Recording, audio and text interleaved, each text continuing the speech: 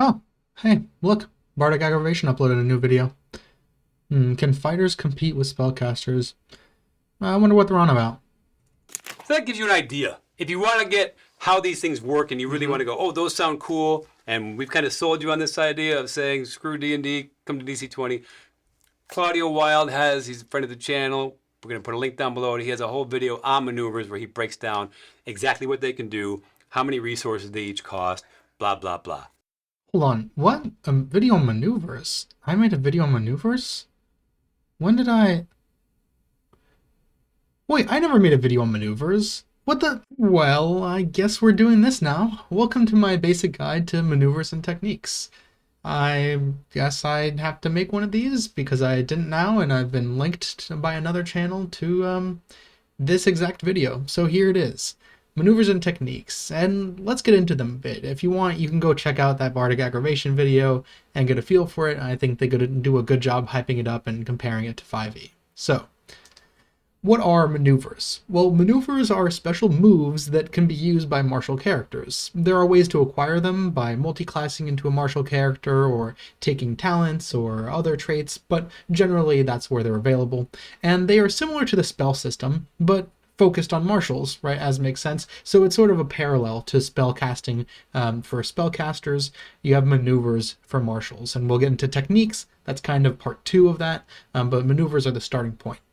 They're very reminiscent of Battle Master maneuvers from 5e, so if you're familiar with those, you should definitely go check out the Bardic Aggravation video. They do a very good job comparing the two, but if you don't know it, then don't worry. That knowledge isn't necessary to understand this video. Okay, so let's talk about the maneuver categories.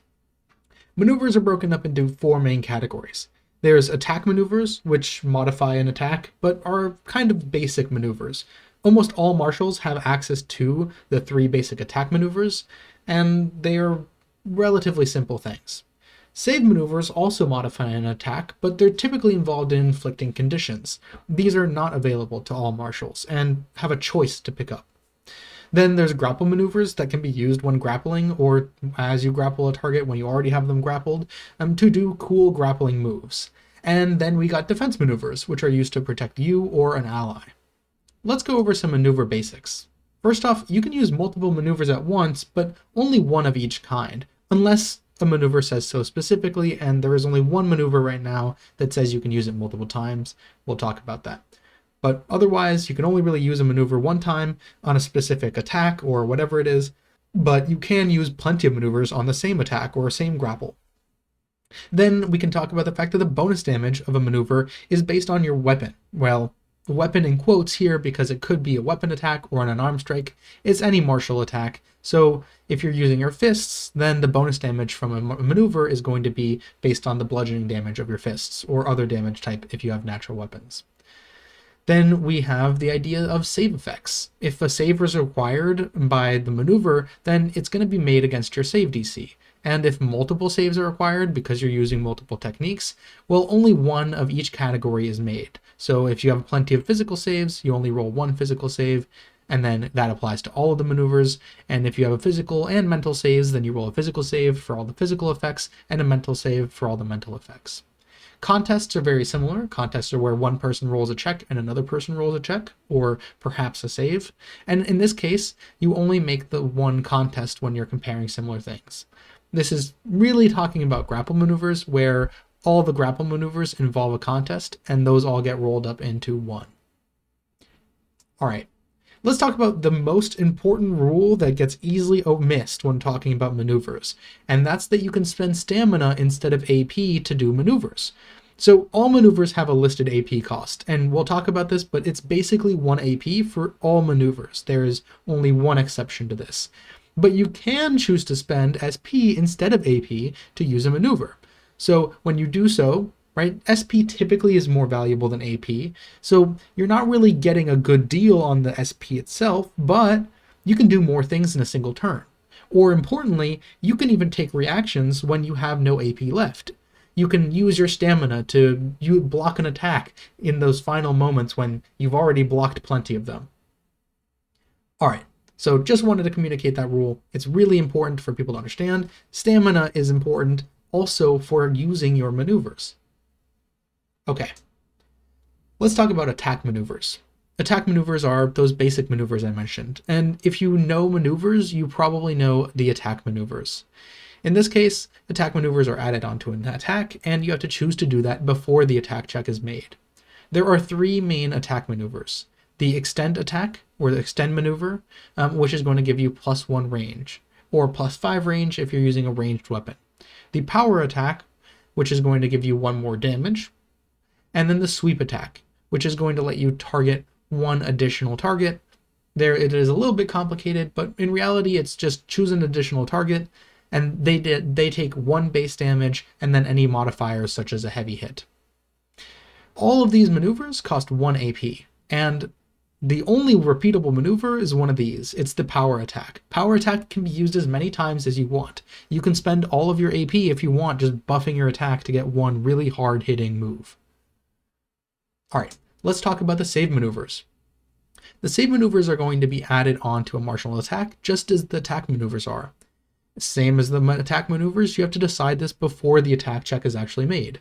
But neatly, because this is a dynamic attack save, you hitting the attack doesn't matter for the save maneuver. I think I've mentioned dynamic attack saves in a previous video, but essentially if you make an attack check and the target needs to make a save, those two things are independent of each other. So I make an attack and the enemy makes a save, there's a chance that I could miss, but they still get affected by the condition.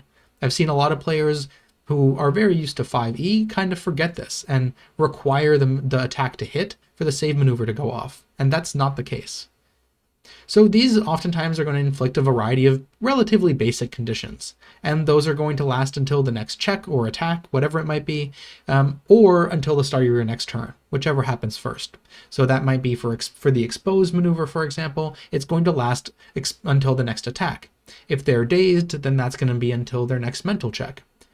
The exceptions to this are hamstring and trip. Hamstring lasts until the end of your next turn, so it's not entirely an exception, but it happens for as many movement actions as they want to take. And the trip maneuver is an exception to this because actually prone already has its own way of ending it, so there is no clear prone until a moment. It's just prone, and then they can choose to stand up when they have the AP to do so. So all of these save maneuvers also cost 1 AP, except trip. Trip is the exception here to the rule of maneuvers costing 1 AP, and it costs 2 AP because prone is a pretty strong condition. In fact, you can go back to my conditions video and check it out, but prone is pretty debilitating, so it is a little bit more expensive for that reason. Next up, we have the grapple maneuvers. These can be added on to a grapple attempt or be used when grappling. You make 1 athletics check and then contest it by the target's martial check.